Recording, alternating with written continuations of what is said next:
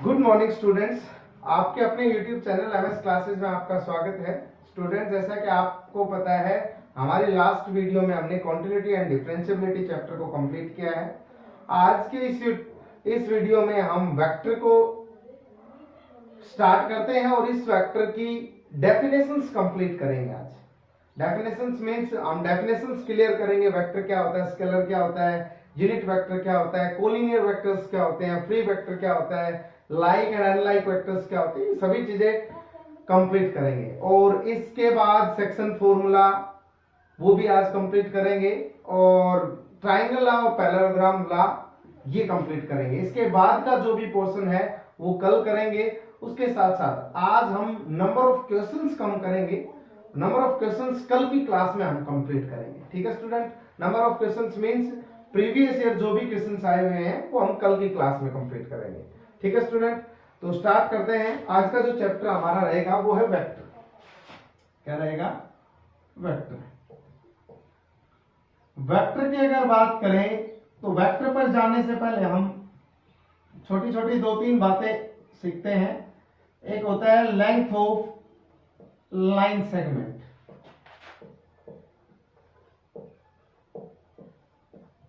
Length of line segment, देखो length of line segment की क्या बात होती है कि अगर ये हमारे पास कोई लाइन है L, ऐसे डिनोट कर रहे हैं इस लाइन को, इस कंप्लीट लाइन को हम L से डिनोट कर रहे हैं, और ये हमारे पास कोई पॉइंट A है, ये पॉइंट हमारे पास B है। ठीक है स्टूडेंट, तो जो हमारे पास किसी अनलिमिटेड लाइन का जो पोर्शन होता है उसको बोलते हैं लाइन सेगमेंट। क्या बोलते हैं? Line segment. हमने क्या बोला, जैसे लाइन सेगमेंट की अगर हम पहले बात करें, लाइन सेगमेंट, तो लाइन सेगमेंट क्या हुआ? अनलिमिटेड लाइन है, ये इधर भी जा रही है और इधर भी। इस अनलिमिटेड लाइन का एक जो पोर्शन होगा उसको बोलते हैं लाइन सेगमेंट। हम बोल सकते हैं कि जो A से B तक हमने जो पोर्शन कट किया है इस अनलिमिटेड लाइन का, उसको क्या बोल देंगे? Line segment. A से B ये जो है लाइन, इसको बोलते हैं लाइन सेगमेंट। लाइन L का जो स्मॉल पोर्शन होता है उसको लाइन सेगमेंट बोलते हैं। देखो स्टूडेंट, लाइन सेगमेंट आपको पता चल गया। अब A से B तक की distance from A to B वो कहलाता है, is called length of line segment. Student क्या बताया?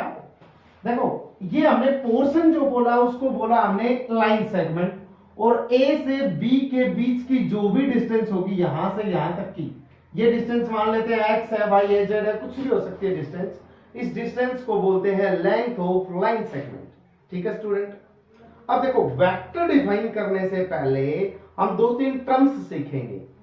देखो जनरली इनका यूज आपके क्वेश्चन में तो नहीं होगा, लेकिन कॉन्सेप्ट पढ़ने के लिए ये जरूरी होता है कि वेक्टर क्या होता है, स्केलर क्या होता है, उनके लिए बेसिक टर्म्स हैं, इनको पढ़ना जरूरी होता है। कॉन्सेप्ट जो क्वेश्चन आएगा वो directly dot product, cross product या फिर सेक्शन फॉर्मूला, इधर से डायरेक्ट क्वेश्चन पूछा जाता है एग्जाम में, लेकिन हम फिर भी इस बेसिक कॉन्सेप्ट को कवर करेंगे। तो आपको पता चल गया अनलिमिटेड लाइन सेगमेंट का कोई भी हिस्सा या पोर्शन उसको बोलते हैं लाइन सेगमेंट, और उस पोर्शन की जो लेंथ होती है उसको बोलते हैं लेंथ ऑफ लाइन सेगमेंट। ठीक है स्टूडेंट, दो तीन टर्म्स हैं। पहले टर्म हमारे पास होगी स्टूडेंट, उसको बोलते हैं लेंथ। सबसे पहला हमने कवर किया क्या? लेंथ। तो जो हमने बताया A से और B तक के बीच की डिस्टेंस, ये डिस्टेंस है, उस डिस्टेंस को क्या बोलते हैं? लेंथ। दूसरा, लेंथ के बाद हमारे पास दूसरी जो टर्म आएगी वो स्टूडेंट स्पोर्ट। ध्यान से सुनना स्टूडेंट, देखो स्पोर्ट क्या होता है, जनरली हम क्या बोलते हैं, किसको स्पोर्ट बोलते हैं? स्पोर्ट का मतलब देखो, स्पोर्ट कैसा एक वर्ड का अगर मीनिंग समझे, अगर देसी भाषा में अगर बात करें तो स्पोर्ट किसी भी, जैसे मान लो हमारे सामने लेक्चर स्टैंड है, लेक्चर स्टैंड का सहारा ले लिया तो हम क्या बोलते हैं, किस किस स्पोर्ट पे खड़े हैं, लेक्चर स्टैंड की। तो हमारे लिए हमारा स्पोर्ट कौन है, लेक्चर स्टैंड, ठीक है। उसी तरीके से यहां पर भी स्पोर्ट का मीनिंग होता है। जैसे जैसे हमारे पास ये कोई अनलिमिटेड लाइन है जिसको हमने एल से डिनोट किया है, ठीक है। और एपी हमारे पास क्या है, लाइन सेगमेंट। तो लाइन सेगमेंट के लिए स्पोर्ट क्या है, वो है अनलिमिटेड लाइन। क्या बोला हमने स्टूडेंट, एपी लाइन सेगमेंट के लिए स्पोर्ट क्या है, वो है अनलिमिटेड लाइन एल। बात समझ गए। तो हम जनरली अगर इसकी डेफिनेशन को पढ़ेंगे तो वो क्या होगा, sport is the unlimited line L for line segment A. बात समझ गए। हमने क्या बोला, हम डेफिनेशन को अगर बात करें तो sport is the unlimited line, it is unlimited line L. Sport is the it is the unlimited line and L for line segment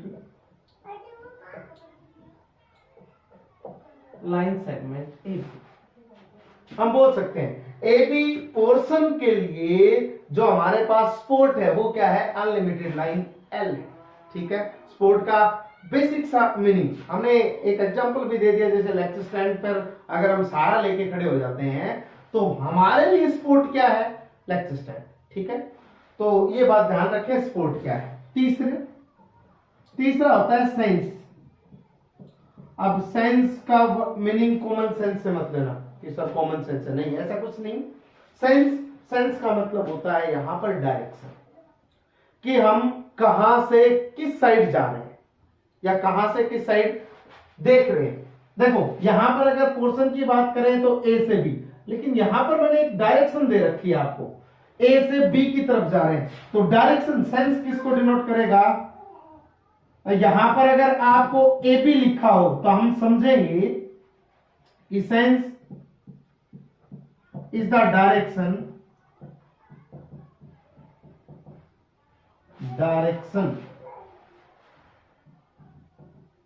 from A to B.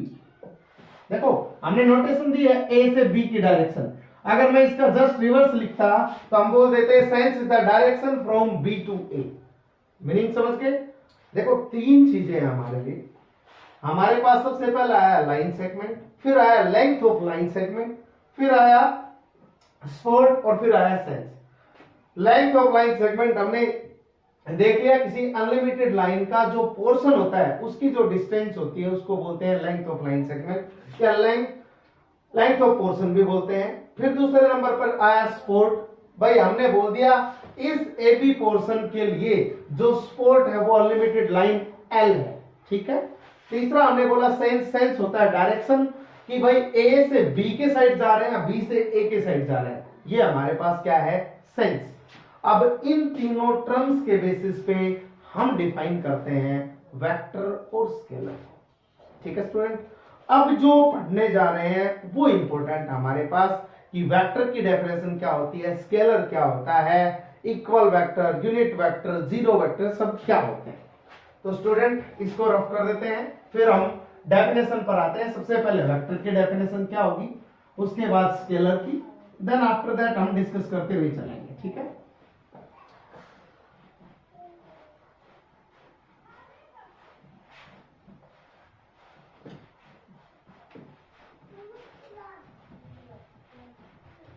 देखो स्टूडेंट, सबसे पहले वेक्टर एक ऐसी क्वांटिटी होती है जिसके पास मैग्नीट्यूड भी होता है और डायरेक्शन भी, मतलब जिसके पास लेंथ भी होती है और डायरेक्शन भी होती है। मतलब डेफिनेशन लिख देते हैं, vector is a quantity which have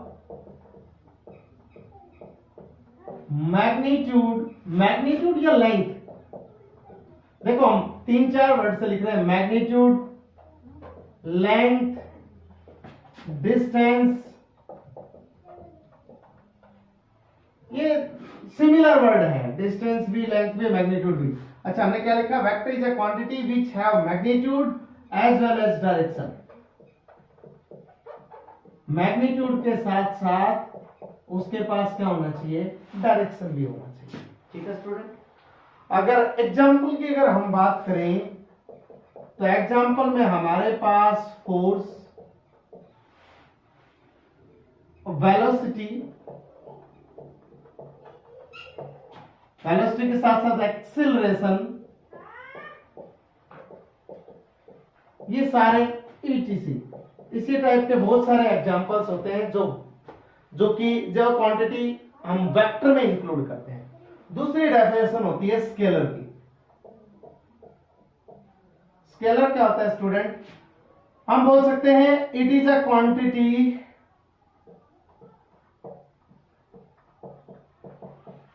which have only magnitude but no direction,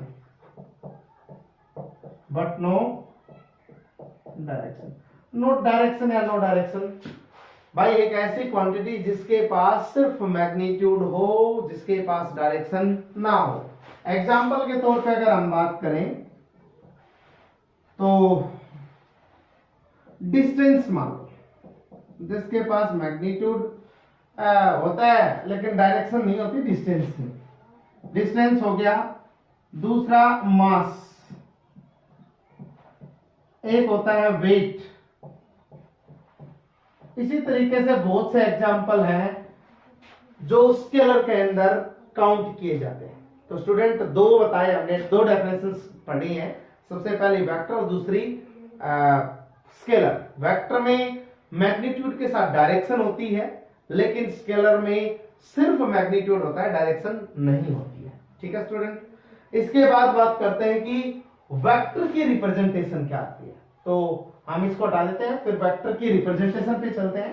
vector की रिप्रेजेंटेशन क्या होती है,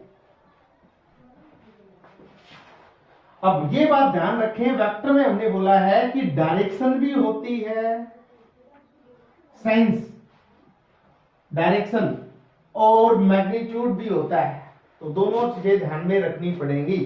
सब तो रिप्रेजेंटेशन की बात करते हैं।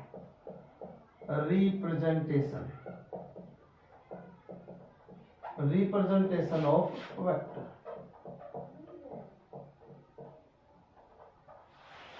तो स्टूडेंट रिप्रेजेंटेशन की अगर बात की जाए वेक्टर में, तो हमारे पास ध्यान से देखो, ये हमारे पास कोई अनलिमिटेड लाइन थी L, और हमने ये पोर्शन कट किया था A से B, और हमने ये डायरेक्शन भी दी थी।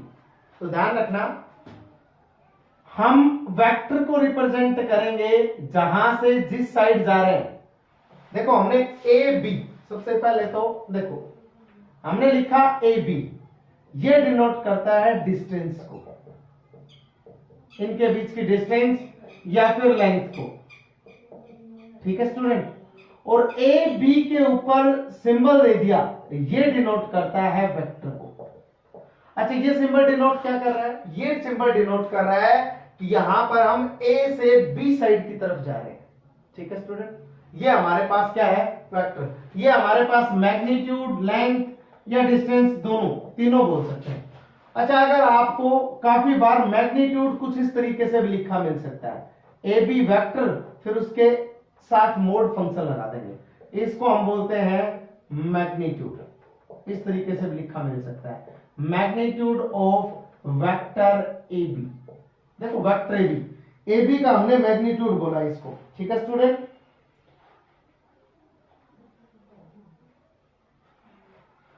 अब स्टूडेंट अगर ध्यान से देखें, हमने बोला कि ए बी डिस्टेंस, लेंथ या मैग्नीट्यूड को डिनोट कर रहा है। ए बी के ऊपर अगर डायरेक्शन शो कर दी जाए तो वेक्टर को डिनोट कर रहा है, या फिर मैग्नीट्यूड को हमें कुछ इस तरीके से लिख सकते हैं। अब इसमें हमारे पास जो ए बी वेक्टर में जो ए होता है वो डिनोट करता है इनिशियल पॉइंट को, ए डिनोट करता है इनिशियल पॉइंट को, और जो बी डिनोट करता है वो टर्मिनल पॉइंट बोलते हैं, या फिर ये भी बोल सकते हैं फाइनल पॉइंट। दोनों का मीनिंग एक ही है, इनिशियल पॉइंट या फिर टर्मिनल पॉइंट या फिर फाइनल पॉइंट, दोनों का मीनिंग एक ही है। इसका मीनिंग ये हो गया ए से बी जा रहे हैं तो ए इनिशियल पॉइंट होगा, बी टर्मिनल पॉइंट। अगर जस्ट इसका रिवर्स लिख दूं मैं, बी ए वेक्टर, इसका मतलब क्या हो गया, ए हमारे पास तो हो गया इनिशियल पॉइंट, सॉरी ए नहीं, हाँ ए इनिशियल पॉइंट, अरे गलत कर दिया, ठीक है, सॉरी ए नहीं, हमारे पास जो बी हो गया वो हो गया इनिशियल पॉइंट, और जो ए हो गया वो हो गया हमारे पास टर्मिनल पॉइंट। मतलब पहला तो इनिशियल पॉइंट होता है और दूसरा होता है वो टर्मिनल पॉइंट होता है। ठीक है स्टूडेंट, अब हम कुछ इस तरीके से डिनोट करते हैं, और जनरली हम क्या करते हैं, आपको ए पॉइंट दे दिया, बी पॉइंट दे दिया, इसको हम नोटेशन पर्पज से इस तरीके से लिख लेते हैं। ये जो लिखा है यहां पर देखो, हमने ए से बी डायरेक्शन दिखा दी और इसके ऊपर हमने ए वेक्टर कुछ इस तरीके से लिख दिया, तो ए वेक्टर और कुछ नहीं है, इस ए बी वेक्टर को ही रिप्रेजेंट करेगा। कुछ सिंबल्स हम इस तरीके से ना लिख के हम इस तरीके से लिख लेंगे। वेक्टर के ऊपर एरो ध्यान से देखना, वो जरूर मिलेगा। अगर इसके ऊपर एरो नहीं है तो ये एक जस्ट अल्फाबेट है हमारे लिए। हाँ, आपको ये दे देता है तो हम बोल सकते हैं ये क्या है, मैग्नीट्यूड ऑफ वेक्टर ए, ये बोल सकते हैं, ये मैग्नीट्यूड ऑफ वेक्टर ए। ठीक है, या फिर आप ऐसे लिख सकते हो magnitude of a vector, A vector लिख दो चाहे वेक्टर ए लिख दो, किसी भी तरीके से लिख सकते हो आप। तो ये ध्यान रखना, ए बी वेक्टर को जनरली हम कुछ टाइम ऐसा भी लिखेंगे, हम इस तरीके से भी लिखेंगे। और ध्यान रखना स्टूडेंट्स, अब हमारे पास ये वेक्टर की नोटेशन थी, इसमें पहला पॉइंट क्या होता है, दूसरा क्या होता है, शॉर्ट फॉर्म में चल रहे हैं हम इनको लेते हुए। ठीक है, यहां पर ये डिस्टेंस, लेंथ, सब चीजें मेंशन कर दी है वेक्टर में। इसके बाद हम कुछ जो टाइप्स हैं इसके मेन उन टाइप्स को डिस्कस करेंगे, जैसे जीरो वेक्टर, नल वेक्टर, इनको डिस्कस करेंगे। अब टाइप ऑफ वेक्टर्स की बात करते हैं, वेक्टर की रिप्रेजेंटेशन हमारी तरफ से कंप्लीट है।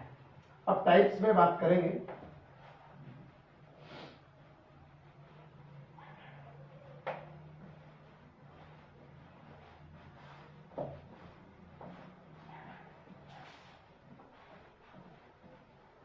देखो स्टूडेंट्स, अब बात करेंगे टाइप्स पर,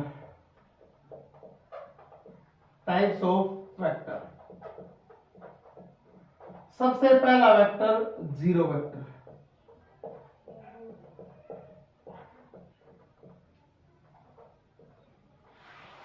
देखो स्टूडेंट, सबसे पहला वेक्टर क्या है, जीरो वेक्टर। अब देखो, हमने वेक्टर डिफाइन करने के लिए एक इनिशियल पॉइंट लिया, एक फाइनल पॉइंट लिया, जिसमें हमने लेंथ का भी मेजरमेंट किया और डायरेक्शन का भी मेजरमेंट किया। लेकिन हमने बोला कि जीरो एक वेक्टर होता है, जीरो वेक्टर भी नोट करते हैं किसी को, तो उसका मतलब क्या हुआ, जीरो वेक्टर। तो हम पहले तो इसकी डेफिनेशन की बात करते हैं और फिर इनके बारे में बात करेंगे, कितने जीरो वेक्टर्स हो सकते हैं, कितने नहीं हो सकते।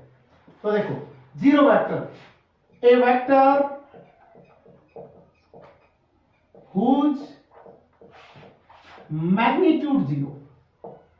whose magnitude is zero, एक ऐसा वेक्टर जिसका मैग्नीट्यूड क्या हो, जीरो। स्टूडेंट, मैग्नीट्यूड जीरो मतलब अगर यहां से हम चल दिए, यहां पर पहुंच गए, तो इसकी तो डिस्टेंस होगी पक्का, और डिस्टेंस होगी तो इसको जीरो वेक्टर नहीं बोल सकते। तो जीरो वेक्टर की सिचुएशन क्या होगी, अगर हम इनिशियल पॉइंट ये मान के चल रहे हैं ए, तो फाइनल पॉइंट भी हमारे पास यही होना चाहिए। डिस्टेंस तो तभी नहीं बनेगी, डिस्टेंस नहीं बनेगी तो हम डायरेक्टली बोल देंगे इसका मैग्नीट्यूड क्या हो जाएगा, जीरो। तो हम डायरेक्टली बोल सकते हैं, अच्छा इसका मतलब इनिशियल पॉइंट, जैसे हम यहां खड़े हैं, हमारा इनिशियल पॉइंट भी यही है और हम कोई मूवमेंट नहीं करते हैं, फाइनल पॉइंट पे हमने यही कंसीडर कर लिया। तो ये डिफाइन करता है जीरो वेक्टर को, ठीक है। तो अब मैं अगर आपसे एक क्वेश्चन करता हूं कि how many zero vectors are defined, आप कितने जीरो वेक्टर्स डिफाइन कर सकते हैं, तो आपका आंसर होना चाहिए इनफाइनाइट, ठीक है स्टूडेंट। हमारे पास इनफाइनाइट कितने भी जीरो वेक्टर, हर पोजीशन, इस पोजीशन के रिस्पेक्ट में भी जीरो वेक्टर डिफाइन कर सकते हैं, इसके रिस्पेक्ट में भी। तो हम बोल सकते हैं इस पॉइंट के रिस्पेक्ट में भी जीरो वेक्टर डिफाइन कर सकते हैं, इसके रिस्पेक्ट में भी। तो there are uncountable number of zeros vector, zero vector. तो हम एक स्टेटमेंट ऐड कर सकते हैं कि देयर आर इनफाइनाइट, या देयर आर ना बोल के we can define infinite number of zeros vector।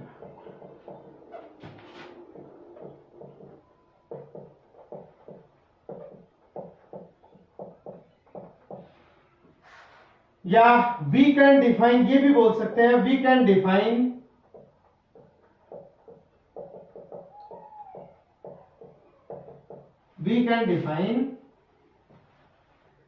zero vector with respect to any position। हम किसी भी पोजीशन के रेस्पेक्ट में एक जीरो वेक्टर डिफाइन कर सकते हैं, उसे कोई भी नहीं, मतलब सिंपल सा है, हम कोई भी पोजीशन हो उसके रेस्पेक्ट में जीरो वेक्टर डिफाइन कर सकते हैं जिसका मैग्नीट्यूड क्या होगा, जीरो। अब अगर हम बोल रहे हैं A B is a zero vector, तो आप डायरेक्टली यहां से इंप्लाई कर सकते हैं, अगर ए बी जीरो वेक्टर है ना, तो इस वेक्टर का, A B is a zero vector, तो इस वेक्टर का मैग्नीट्यूड किसके इक्वल है, जीरो। ठीक है स्टूडेंट, ध्यान रखना। और अगर किसी वेक्टर का मैग्नीट्यूड जीरो है तो उस वेक्टर को हम क्या बोलेंगे, जीरो वेक्टर। बात समझ गए? तो ध्यान रखना स्टूडेंट, जीरो वेक्टर क्या होता है, जिस वेक्टर का मैग्नीट्यूड क्या हो, जीरो, उस वेक्टर को क्या बोल देंगे, जीरो वेक्टर। दूसरा जो टाइप आता है, ये इंपॉर्टेंट टाइप्स है, दूसरा टाइप आता है यूनिट वेक्टर। जैसा नाम वैसा काम, यूनिट वेक्टर। तो यूनिट वेक्टर क्या होगा स्टूडेंट्स, यूनिट वेक्टर उस वेक्टर को बोलेंगे, यूनिट का मतलब होता है वन, जीरो का मतलब तो जीरो ही था, तो इसमें अगर इसी डेफिनेशन से इसको लिंक करते हैं तो इसका मतलब क्या हो गया, यूनिट वेक्टर उस वेक्टर को बोलेंगे जिसका मैग्नीट्यूड क्या हो जाए, वन। तो इसका मतलब, इसके अगर डेफिनेशन की बात करें तो ये वेक्टर whose magnitude is 1 या unity, then vector is called unit vector. और ध्यान रखना स्टूडेंट, यहां पर भी ये माइंड में चल रहा होगा, सर कितने यूनिट वेक्टर्स हम डिफाइन कर सकते हैं। तो सबसे पहले हम इस वो बात कंप्लीट करने से पहले हम एक डिस्कस कर लेते हैं कि अगर ए वेक्टर बी एनी वेक्टर, हमारे पास कोई भी वेक्टर है ए, तो इस वेक्टर के रेस्पेक्ट में अगर हमें यूनिट वेक्टर डिफाइन करना हो तो आप डायरेक्टली देखो, एक वो इक्वल होता है a vector divide by its magnitude. तो यहां पर जो ए कैप है वो डिनोट करता है यूनिट, वो डिनोट करता है unit vector, unit vector of a, इसको हम बोलते हैं यूनिट वेक्टर। ये फॉर्मूला हमारे पास, कोई भी वेक्टर दे रखा है उसके रेस्पेक्ट में अगर हमें यूनिट वेक्टर डिफाइन करना है तो उस वेक्टर को उसके मैग्नीट्यूड से डिवाइड कर दो। अब 90% स्टूडेंट के माइंड में ये चल रहा होगा, सर मैग्नीट्यूड तो निकालना आता ही नहीं है, कहां से हम डिवाइड करेंगे, यूनिट वेक्टर कैसे निकालेंगे।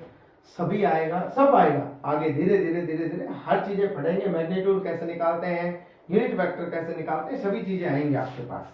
उससे पहले हम जो जो रिक्वायरमेंट है, एक बार डेफिनेशंस कंप्लीट कर रहे हैं स्टूडेंट। तो यूनिट वेक्टर का फॉर्मूला क्या होगा, वेक्टर को अगर, ये इंपॉर्टेंट है स्टूडेंट, वेक्टर को अगर उसके मैग्नीट्यूड से डिवाइड कर दें तो उस वेक्टर का क्या आ जाता है, unit vector. Vector divide by its magnitude, ये यूनिट वेक्टर। डेफिनेशन क्या है, जिसका मैग्नीट्यूड क्या हो, 1 हो, उसको क्या बोल देंगे, यूनिट वेक्टर। ठीक है स्टूडेंट। इसके बाद आता है तीसरा टाइप आता है इक्वल वेक्टर्स। तीसरा टाइप क्या आता है स्टूडेंट्स, इक्वल वेक्टर्स।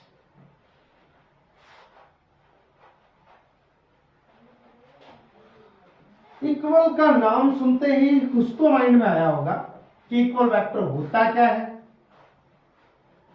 छोटी सी डेफिनेशन तो माइंड में का आ गई होगी, इक्वल इक्वल दोनों सेम सेम, कुछ इस टाइप का माइंड में चल रहा होगा, सेम सेम। तो कुछ इसी टाइप का ही डेफिनेशन है हमारे पास कि इक्वल वेक्टर्स किसको कहते हैं, इक्वल वेक्टर्स। तो स्टूडेंट अगर इक्वल वेक्टर की बात की जाए तो लेट अगर हम कहते हैं A and B are two vectors, अगर ए और बी दो वेक्टर्स हमारे पास, इनको अगर हमें इक्वल कहना है तो इसके लिए सबसे पहले ये फर्स्ट कंडीशन लेंथ सेम, दोनों की लेंथ, डिस्टेंस या फिर मैग्नीट्यूड सेम होना चाहिए। दूसरा साइंस या फिर मीनिंग क्या हो गया, डायरेक्शन, दोनों की डायरेक्शन सेम होनी चाहिए। तीसरा लेंथ, साइंस और sport, sport is parallel to each other. Student क्या बोला हमने, तीन बातें बोली हैं, साइंस सेम होनी चाहिए, लेंथ सेम होनी चाहिए और जो स्पोर्ट है वो पैरेलल होना चाहिए। दोनों वेक्टर्स का जो स्पोर्ट है वो पैरेलल होना चाहिए। सेम हो सकता है लेकिन अगर सेम नहीं हुआ, पैरेलल भी हुआ तो भी काम चल जाएगा हमारा। देखो जैसे ये अगर हमारे पास एक वेक्टर है तो दूसरा वेक्टर ये हो सकता है। देखो इसकी लेंथ की अगर बात करें तो दोनों की लेंथ हमने यहां से और यहां तक ही की है, लेंथ सेम है दोनों की। सबसे पहला लेंथ सेम, डायरेक्शन, दोनों की डायरेक्शन हमने ये डायरेक्शन दी है, ठीक है। दोनों का स्पोर्ट, देखो स्पोर्ट इसका अलग है, इसका अलग है, लेकिन दोनों के स्पोर्ट पैरेलल तो है। तो ये सिचुएशन हो सकती है या फिर ये सिचुएशन हो सकती है, एक लाइन के ऊपर दूसरी लाइन बनाई है मैंने, ये भी हो सकती है सिचुएशन। लेकिन ध्यान रहे स्टूडेंट, ये सिचुएशन नहीं हो सकती। एक की डायरेक्शन ये है, एक की डायरेक्शन ये है, इसमें डायरेक्शन दोनों की डिफरेंट है, इसलिए हम इन दोनों को नहीं बोल सकते। ये दोनों केसेस पॉसिबल है हमारे पास, ठीक है स्टूडेंट। तो हमने इक्वल वेक्टर किनको बोला, एक ऐसे वेक्टर जिनकी डायरेक्शन सेम हो, लेंथ सेम हो और स्पोर्ट है वो पैरेलल। तीन बातें बताई हमने, स्पोर्ट सेम भी हो सकता है और पैरेलल से भी काम चला सकते हैं, ठीक स्टूडेंट, ठीक है। ये था इक्वल वेक्टर। इक्वल वेक्टर के बाद अगली जो डेफिनेशन आती है हमारे पास, जो मेन है उनको डिस्कस करेंगे। को इनिशियल वेक्टर्स, को इनिशियल वेक्टर्स, को का मतलब कॉमन, इनिशियल का मतलब initial point. Those vectors which have same common या same initial point, भाई those vectors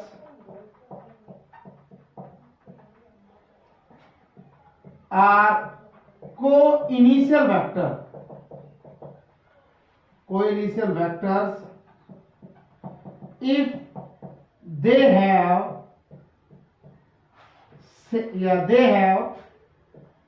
common initial point.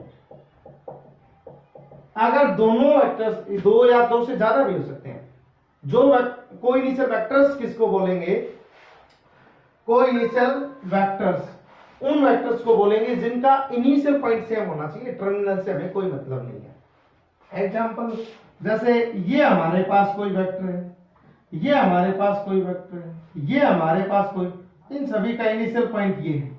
ये हमारे पास कोई वेक्टर है, ये हमारे पास कोई वेक्टर है। ये सारे कैसे वेक्टर हैं, को इनिशियल वेक्टर्स हैं। हम नाम लिख सकते हैं A B C D E, इस टाइप के कुछ नोटिस नाम दे सकते हैं, लेकिन इन सभी वेक्टर्स को क्या बोल देंगे, को इनिशियल वेक्टर्स। तो स्टूडेंट इसके बाद दो वेक्टर्स आते हैं जिनका आपका मेन रोल रहेगा इस चैप्टर में, वो होता है लाइक और अनलाइक वेक्टर्स। क्या होते हैं, लाइक और अनलाइक वेक्टर्स। तो लाइक और अनलाइक वेक्टर्स के अगर स्टूडेंट्स हम बात करते हैं, नाम जैसा काम वैसा।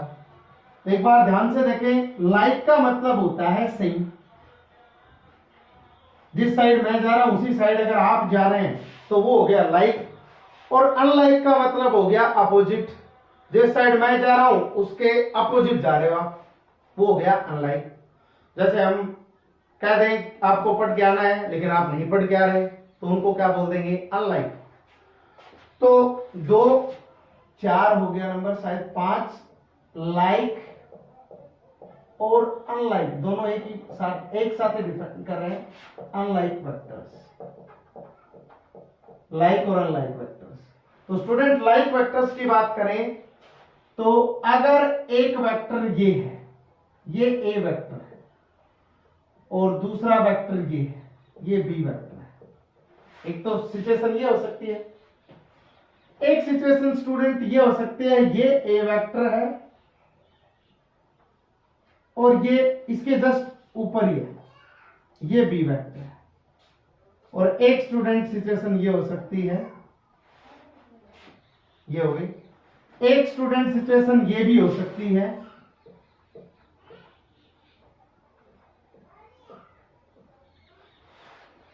ये हमारे पास 3-4 सिचुएशंस लिखी हैं। इसमें हम वो देखेंगे कि जो लाइक वेक्टर्स कौन से, अनलाइक वेक्टर्स कौन से हैं। हम ये सिचुएशन देखो, एक वेक्टर की डायरेक्शन इस साइड है तो दूसरे वेक्टर की भी डायरेक्शन सेम है और दोनों पैरेलल भी हैं। तो पैरेलल है, दोनों की डायरेक्शन सेम है, इसका मतलब ये वेक्टर कैसे हैं, दोनों वेक्टर्स लाइक वेक्टर्स हैं। यहां पर देखें, एक पहले वेक्टर की डायरेक्शन इसी साइड है, दूसरे की भी इसी साइड है, इन दोनों वेक्टर्स को भी क्या बोलेंगे, लाइक वेक्टर्स।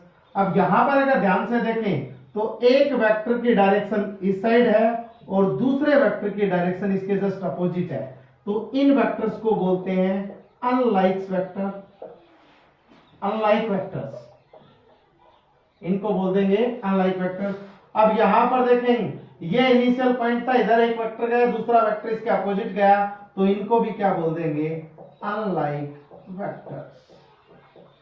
बात समझ आई स्टूडेंट्स कि लाइक वेक्टर्स कौन से होते हैं और अनलाइक वेक्टर्स क्या कौन से होते हैं।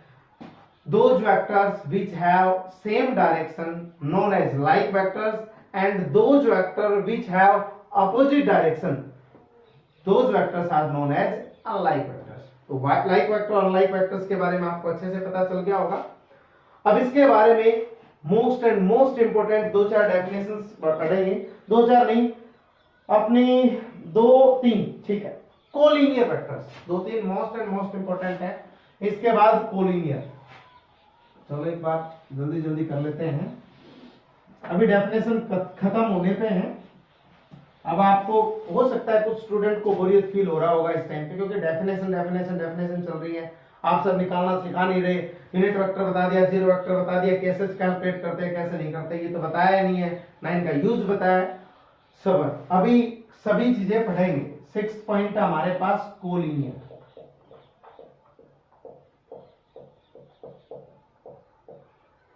Collinear vectors. कोलिनियर वेक्टर्स ध्यान से सुनना, वेक्टर्स हम मीनिंग क्या बता रहे हैं। कोलिनियर वेक्टर्स का मीनिंग बहुत अच्छे से समझना पड़ेगा कि हम डायरेक्टली बोल सकते हैं दोज वेक्टर्स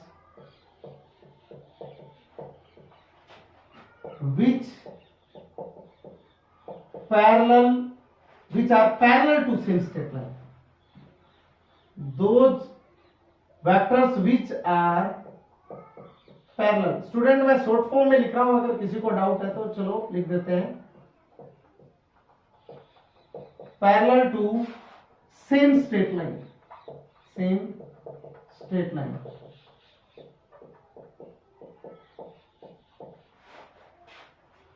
हमने क्या बोला है, parallel same straight line, irrespective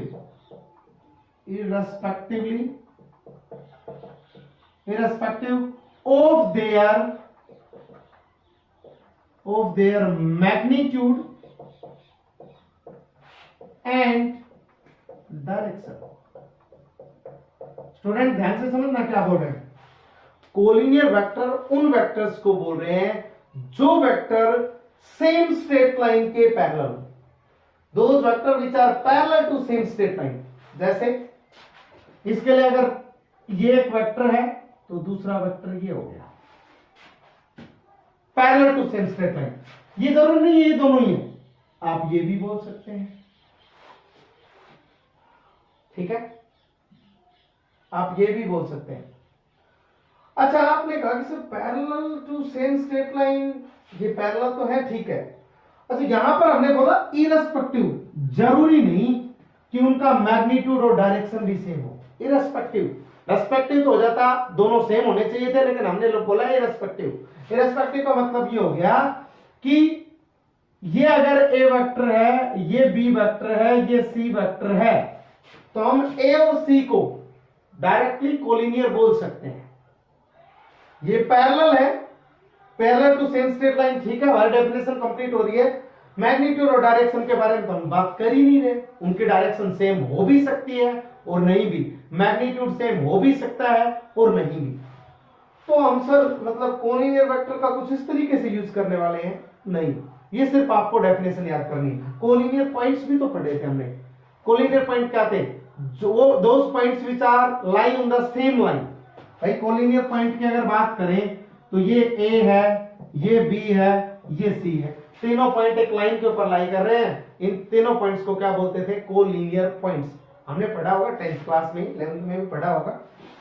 लेकिन यहां पर वेक्टर की बात कर रहे हैं, तो वेक्टर की बात कर रहे हैं तो कोलिनियर वेक्टर उन वेक्टर्स को बोलते हैं जिनका जो किसी सेम पैरेलल लाइन के, सॉरी उन्होंने क्या बोला है कि those vector which are parallel to same straight line, किसी सेम स्ट्रेट लाइन के पैरेलल हो, उन वेक्टर्स को क्या बोलते हैं? Collinear vector. अच्छा देखो, मैथमेटिकली क्या बोलेंगे, इसी बात को हम मैथमेटिकली डिस्कस करते हैं। मैथमेटिकली कैसे डिस्कस करेंगे? एक वेक्टर है ए बी, एक वेक्टर है बी सी, इन दोनों वेक्टर्स को हमें कोलिनियर बताना है। तो आप सिंपल सी डेफिनेशन लिखेंगे, एक वेक्टर दूसरे वेक्टर के कांस्टेंट मल्टीपल। ए बी एक वेक्टर था, बी सी एक वेक्टर था, लैम्डा एक कांस्टेंट है, लैम्डा ध्यान रखना कांस्टेंट नंबर, ये हमारे पास कांस्टेंट नंबर है। एक वेक्टर अगर दूसरे वेक्टर के कांस्टेंट मल्टीपल होता है तो हम डायरेक्टली बोल देंगे दोनों वेक्टर्स क्या हैं? Collinear vectors. बात समझ गए student?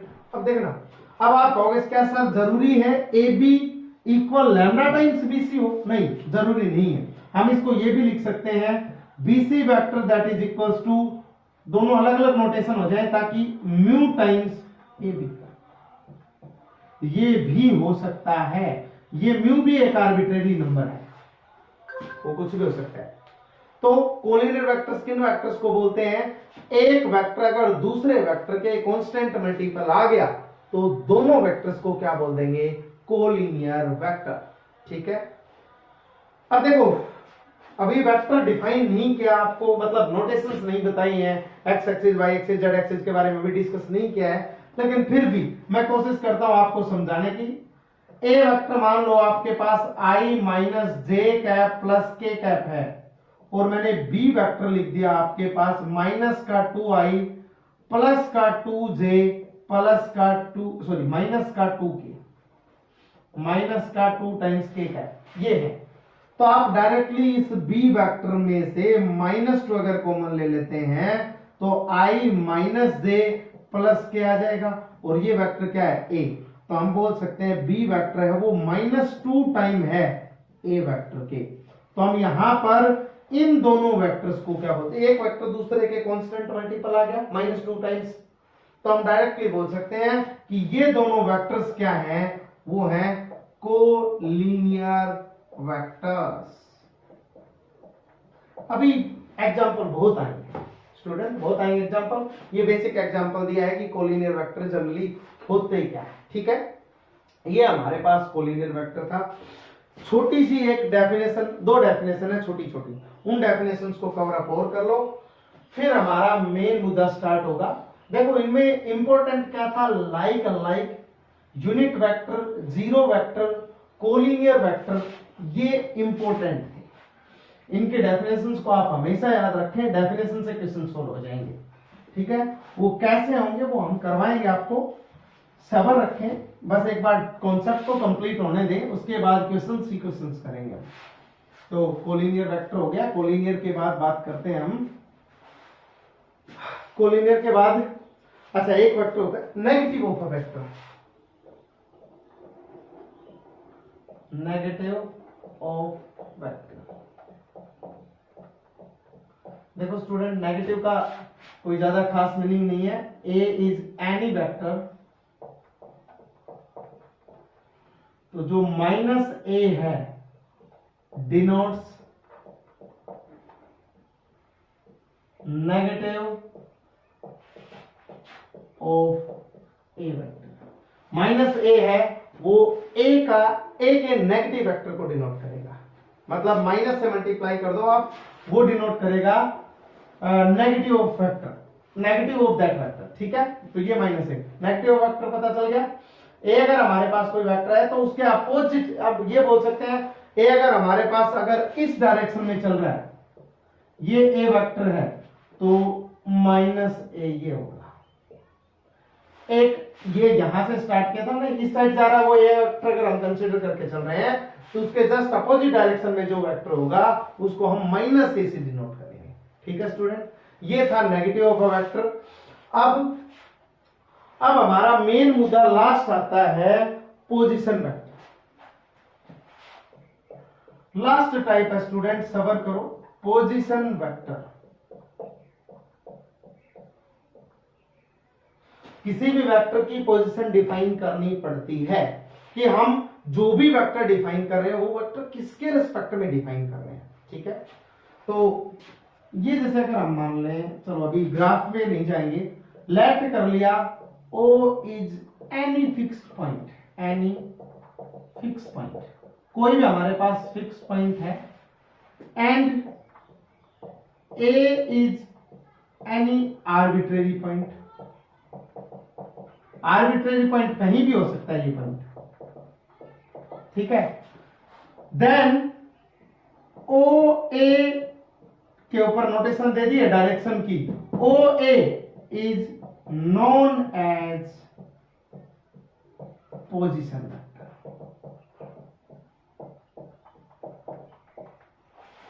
OA is known as position vector of A with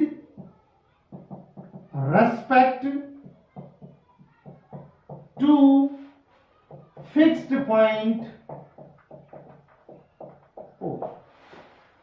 ओ ए को क्या बोलेंगे, पोजीशन वेक्टर ऑफ ए, किसके रेस्पेक्ट में, फिक्स पॉइंट ओ के रेस्पेक्ट में। जैसे एग्जांपल देखो, ए अगर हमारे पास ये पॉइंट है, सॉरी ओ अगर हमारे पास ये पॉइंट है और ए पॉइंट ये है, आर्बिट्रेरी पॉइंट बोला है, इससे इसको कनेक्ट कर दिया और ये डायरेक्शन दे दी ओ से ए की डायरेक्शन, तो यहां पर जो ओ ए कहलाएगा वो कहलाएगा position vector of A with respect to fixed point, हम यहां पर लिख देते हैं ये फिक्स्ड पॉइंट है और ये हमारे पास आर्बिट्रेरी पॉइंट है, ठीक है स्टूडेंट। मेरे हिसाब से समझ आ गया होगा। ये हमारे पास कोई पॉइंट था, ये आर्बिट्रेरी पॉइंट था, इससे इसको ज्वाइन कर दिया, डायरेक्शन दे दी इसको, तो ये हमारे पास लेंथ हो गया, डायरेक्शन हो गई, स्पॉट इसके रेस्पेक्ट में कोई भी लाइन बना दो वो हमारे पास स्पॉट हो जाएगा। तो इस ओ ए वेक्टर को क्या बोलेंगे, position vector of a with respect to fix point O. O यहां पर हम इन जनरल अगर बात करें ओरिजिन कंसीडर कर सकते हैं, ओरिजिन हमारे पास फिक्स पॉइंट होता है, तो हम ये बोल सकते हैं किसी भी वेक्टर को हम ओरिजिन के रेस्पेक्ट में डिफाइन करते हैं। किसके रेस्पेक्ट में डिफाइन करते हैं? ओरिजिन के रेस्पेक्ट में। कोई भी वेक्टर हो उसको हम ओरिजिन के रेस्पेक्ट में डिफाइन कर सकते हैं, कोई प्रॉब्लम नहीं है। ठीक है स्टूडेंट, ये हमारे पास था डेफिनेशंस। अब जहां से आपके क्वेश्चंस आने हैं, जहां से आपके क्वेश्चंस आने हैं वो स्टार्ट होगा अब, और इन डेफिनेशंस का वहां पर यूज होगा। जो जो हमने इंपॉर्टेंट डेफिनेशंस बताई हैं उन डेफिनेशंस का आपका यूज होगा। आप ध्यान रहे डेफिनेशंस को बार बार रीड आउट करें। ठीक है, अब हम जो बेसिक हमारा मुद्दा है उस मुद्दे पर चलते हैं। देखो हम डायरेक्ट अब जो कॉन्सेप्ट पढ़ने जा रहे हैं वो उस कॉन्सेप्ट में हमारे पास बहुत सारे क्वेश्चन आए हुए हैं। वो 3D में भी आएगा आपके पास, वेक्टर में भी है, 3D में भी आएगा, और उसके बेसिस पे 101% एक क्वेश्चन जरूर आता है। एक नंबर का क्वेश्चन तो 100% मान लो। ठीक है, तो अब उस पर बात करते हैं। वो हमारा जो कॉन्सेप्ट है वो है direction ratio and direction cosine. Student अगर ये जो कॉन्सेप्ट है direction ratio and direction cosine अभी ना पढ़े, और ये हम अगर वेक्टर कंप्लीट होने के बाद पढ़े, इसको वेक्टर अगर कंप्लीट होने के बाद अगर इस कॉन्सेप्ट को रीड आउट करें, अच्छे से समझें, तो बेटर रहेगा। लेकिन हम थोड़ा थोड़ा आइडिया देंगे अभी आपको। क्यों? एक बार कभी पढ़ोगे, एक बार लास्ट में दोबारा से बताएंगे आपको, तो आपका ये कॉन्सेप्ट है वो स्ट्रॉन्ग हो जाएगा। यहां से क्वेश्चन 100% आता है, वो क्वेश्चन आपका कवर अप हो जाएगा। तो हमारे पास अब जो कॉन्सेप्ट आता है वो आता है direction ratio and direction cosine. Student ध्यान रहे, अच्छा क्वेश्चन है, अच्छा क्वेश्चन बनता है। अब देखो 2D और 3D क्लास 12th में पढ़ रहे हो, क्लास 11th में 3D का थोड़ा बहुत बेसिक आपके सामने आया होगा कि हमारे पास 3 एक्सिस हैं, ये रही, ये सर एक्स एक्सिस मान के चल लेते हैं, ये वाई एक्सिस मान के चल लेते हैं, और इसको हम जेड एक्सिस कंसीडर कर लेते हैं। और हमने मान लिया कि ये हमारे पास कोई भी लाइन सेगमेंट है, या लाइन है या वेक्टर है, ये हम P पॉइंट मान लेते हैं। ये हमारे पास ओरिजिन है, OP हमारे पास कोई वेक्टर है। कौन सा वेक्टर है? OP। तो हमने क्या कहा कि लेट क्या है? OP is any vector. अच्छा, इसके पोजीशन, चलो ठीक है, एक OP हमारे पास कोई वेक्टर है, हमने कोई भी कंसीडर कर लिया। अगर OP हमारे पास कोई वेक्टर है तो स्टूडेंट्स ध्यान से देखना, OP वेक्टर का एक्स एक्सिस के साथ एंगल हमने मान लिया अल्फा। एक्स एक्सिस के साथ एंगल क्या मान लिया स्टूडेंट? हमने अल्फा। वाई एक्सिस के साथ हमने इसी एंगल को क्या कंसीडर किया? बीटा। और जेड एक्सिस के साथ इस एंगल को हमने कंसीडर कर लिया गामा। हमने 3 एंगल कंसीडर किए हैं, पॉजिटिव एक्स एक्सिस के साथ अल्फा, पॉजिटिव वाई एक्सिस के साथ बीटा, और पॉजिटिव जेड एक्सिस के साथ गामा। 3 एंगल कंसीडर किए हैं। ठीक है स्टूडेंट, हमने कंसीडर किए हैं alpha, beta and gamma are the angle between OP vector and positive X axis, Y axis and Z axis. तो ध्यान से देखना। देन L हमने कंसीडर कर लिया कोस अल्फा, M हमने कंसीडर कर लिया कोस बीटा, और N हमने कंसीडर कर लिया कोस गामा। ये हमने कंसीडर किया LMN। ध्यान रखना स्टूडेंट, ये एंगल अल्फा, बीटा और गामा OP वेक्टर के साथ और X axis, Y axis, Z axis के साथ है। तो जो हमने LMN डिफाइन किए हैं, ये LMN कहलाते हैं आपके डायरेक्शन कोसाइन। क्या कहलाते हैं स्टूडेंट्स? Direction cosine. और ध्यान रहे, इसके लिए एक नेसेसरी कंडीशन होती है। अगर हम LMN को डायरेक्शन कोसाइन बोल रहे हैं, ये तभी बोल सकते हैं जब हमारे पास L का स्क्वायर, M का स्क्वायर और n का स्क्वायर किसके इक्वल हो, 1 के इक्वल, किसके इक्वल हो, 1 के। मतलब हमारे पास जो जिसको हम डायरेक्शन कोसाइन कंसीडर कर रहे हैं उसकी कंफर्मेशन के लिए उसके कंपोनेंट्स के स्क्वायर का सम करो, वो अगर 1 के इक्वल आता है तो इनको क्या बोल देंगे, डायरेक्शन कोसाइन। क्या बोलेंगे स्टूडेंट्स, डायरेक्शन कोसाइन। हमने डायरेक्शन कोसाइन का कॉन्सेप्ट किया। अच्छा हम क्या कर लेते हैं, पी वेक्टर अगर ये हमारे पास 3D में है तो इसके पॉइंट्स मान लिए, पी पॉइंट्स को ए बी सी से डिनोट कर दिया, मतलब एक्स एक्सिस पे ए वैल्यू है, वाई एक्सिस पे बी और जेड एक्सिस पे हम सी है वैल्यू, ये मान के चल रहे हैं। अच्छा तो हमारे पास पहला कॉन्सेप्ट इंट्रोड्यूस हुआ डायरेक्शन कोसाइन का। किसका हुआ, डायरेक्शन कोसाइन। मतलब आपको ये एंगल अगर पता चल जाए तो डायरेक्शन कोसाइन के लिए बस cos alpha cos beta cos gamma calculate करना और उनके स्क्वायर का सम देख लेना कि 1 है या नहीं है। ठीक है, 1 हुआ तो डायरेक्शन कोसाइन है। और अगर ये एक्चुअल में angle X axis Y axis और जेड एक्सिस के साथ है, positively X axis, positively Y, positively Z axis के साथ है, तो डायरेक्टली हम बोल सकते हैं ये हमारे पास डायरेक्शन कोसाइन ही आएगा। तो ये है, और इसका मीनिंग क्या हुआ, एल की वैल्यू रखो कोस स्क्वायर अल्फा, एम की कोस स्क्वायर बीटा और एन की कोस स्क्वायर गामा, किसके इक्वल आ गया, 1 के। मतलब मोस्ट इंपोर्टेंट ये एग्जाम में आया हुआ है, छोटे जो एमसीक्यू आता है हमारे पास 1 नंबर के क्वेश्चन में, ये रिजल्ट पूछा हुआ है कि अल्फा बीटा गामा आपको दे दिए पॉजिटिवली, किसी लाइन का एक्स एक्सिस वाई एक्सिस और जेड एक्सिस के साथ एंगल, आपको डायरेक्टली पूछ लिया कि cos square alpha plus cos square beta plus cos square gamma क्या 1 के इक्वल होता है, 2k minus 2k minus 3k किसके इक्वल होता है। तो आप हमेशा याद रखेंगे, हमने एलिमेंट की वैल्यू रखी है। अच्छा अगर आपको यही रिजल्ट साइन में पूछ ले तो आप कोस स्क्वायर अल्फा की जगह क्या लिख सकते हैं, 1 माइनस साइन स्क्वायर अल्फा, इसकी जगह 1 माइनस साइन स्क्वायर बीटा और इसकी जगह 1 minus sine square gamma, that is equals to 1। और इसको जैसे ही सोल्व करेंगे तो आपके पास sine square alpha plus sine square beta plus sine square gamma, ये स्टूडेंट इक्वल आ जाएगा 2 के। ध्यान रखना स्टूडेंट, ये इंपॉर्टेंट है, ये ना देके डायरेक्टली वो ये भी पूछ सकता है। आप सोल्व कर लो, इन तीनों को उधर ले जाओ और 1 को इधर ले आओ, तो sign square alpha plus sine square beta plus sine square gamma किसके इक्वल आ जाएगा, 2 के इक्वल आ जाएगा। ठीक है स्टूडेंट, तो आपको डायरेक्शन कोसाइन के बारे में और उनके 2 रिजल्ट्स के बारे में बता दिया गया है। ठीक है, अब हम बात करेंगे सर डायरेक्शन रेशियो क्या होता है। डायरेक्शन रेशियो, तो स्टूडेंट अगर डायरेक्शन कोसाइन आपको पता है तो आप एक रेशियो चेक करें, L को इस A से डिवाइड करें, M को इस B से डिवाइड करें और N को इस C से डिवाइड करें। L M N को हमने A B C से डिवाइड कर दिया।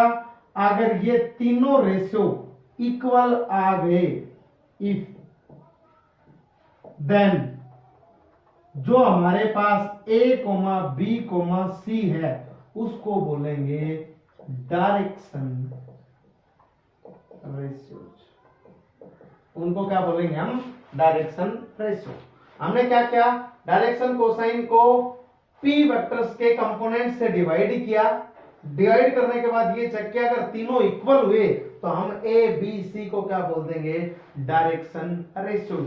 इसको जैसे लास्ट में पढ़ेंगे ना तो शॉर्ट फॉर्म में और भी बता देंगे। ठीक है स्टूडेंट, बस आपको ये याद रहना चाहिए अल्फा बीटा एंगल क्या है, cos square alpha cos square beta cos square gamma का सम किसके इक्वल होता है, sign square alpha sign square beta sine square gamma का सम किसके इक्वल होता है, ये आपको याद रहना चाहिए। डायरेक्शन कोसाइन और डायरेक्शन रेशियो दोनों के बारे में हमने आपको बता दिया है। अब मेरे हिसाब से जो कॉन्सेप्ट था आपका, एक बार मैं क्रॉस चेक कर लेता हूं। अच्छा ये ध्यान रहे, कुछ स्टूडेंट के माइंड में ये चल सकता है कि सर ये डायरेक्शन कोसाइन में h square plus m square plus n square equal 1 होता है, तो डायरेक्शन रेशियो में भी a square plus b square plus c square 1 के इक्वल होगा। नहीं भाई, ऐसा नहीं है, ये जरूरी नहीं होता।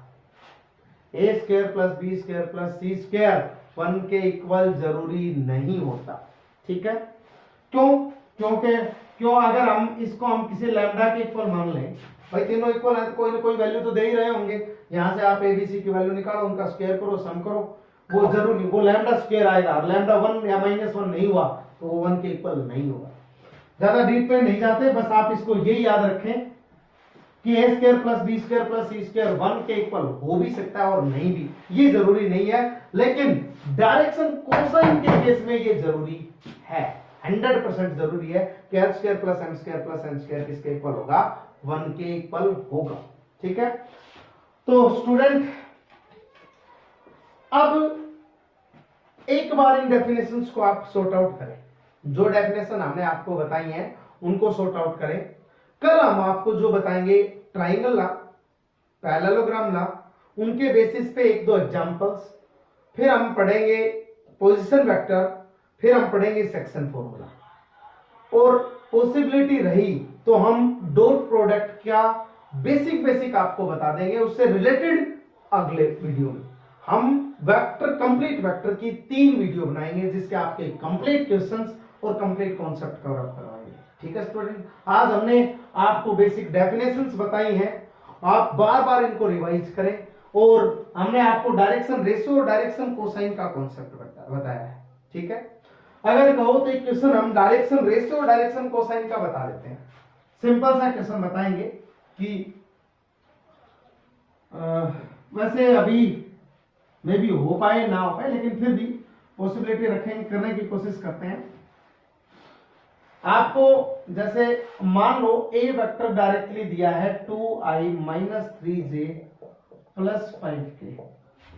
अब कुछ का इंटरेस्ट होगा सर हम पी को लगाने की कोशिश करते हैं, तो उसके लिए बता रहे हैं। मान लो ये वेक्टर आपके पास ये है, इसके डायरेक्शन रेशियोज एंड कोसाइन दोनों बताने हैं, डायरेक्शन रेशियो एंड कोसाइन दोनों बताने हैं।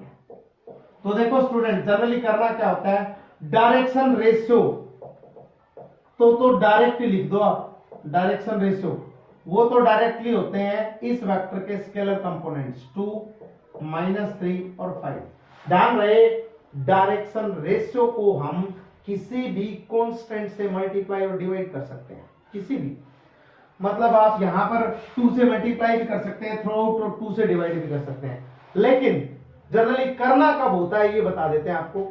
मान लो मैं यहां पर 2/3, यहां पर 1/2, सॉरी 3/2, यहां पर 5/2 दे देता, तो आप क्या करते हैं, जैसे मान लो यही है 2 है, इसमें 3/2 है, इसमें 5/2 है, तो ये 2 यहां आता, ये 2 यहां आता, तो डायरेक्शन रेशियो आपको ये नहीं लिखने, आप किसी से मल्टीप्लाई कर सकते हो, तो आप थ्रू आउट इसको 2 से मल्टीप्लाई कर दो, तो आपके जो डायरेक्शन रेशियो होंगे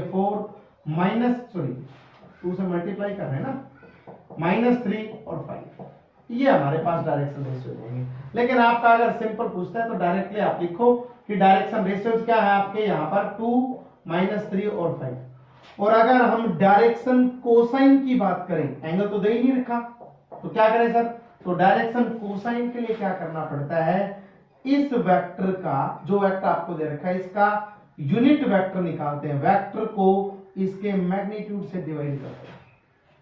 वेक्टर को मैग्नीट्यूड से डिवाइड करने के बाद i, j और k के जो भी स्केलर कंपोनेंट आएंगे, वो स्केलर कंपोनेंट यहां पर लिखे जाते हैं, वो क्या कहलाते हैं, डायरेक्शन कोसाइन। अब आपके माइंड में डाउट हो गया, सर ये तो निकालना सिखाया नहीं, ये बातें करेंगे हम नेक्स्ट क्लास में। ठीक है स्टूडेंट, आज के लिए इतना ही काफी है, डायरेक्शन कोसाइन हम नेक्स्ट क्लास में आपको सिखा देंगे। अगर किसी को ये आता है तो डायरेक्टली ये निकालो, इसके स्केलर कंपोनेंट्स यहां पर रख दो। ठीक है, स्केलर कंपोनेंट, वेक्टर कंपोनेंट, ये भी डिस्कस करेंगे। आप सोच रहे होंगे इस वर्ड यूज तो कर रहे हैं लेकिन बता नहीं रहे, इनके बारे में बताएंगे। ठीक है, आज के लिए स्टूडेंट मेरे हिसाब से इनफ है, कल की क्लास में हम आगे चलेंगे, ट्रायंगल, पैरेललोग्राम वगैरह पढ़ेंगे। ठीक है स्टूडेंट, ठीक है, आज के लिए थैंक यू।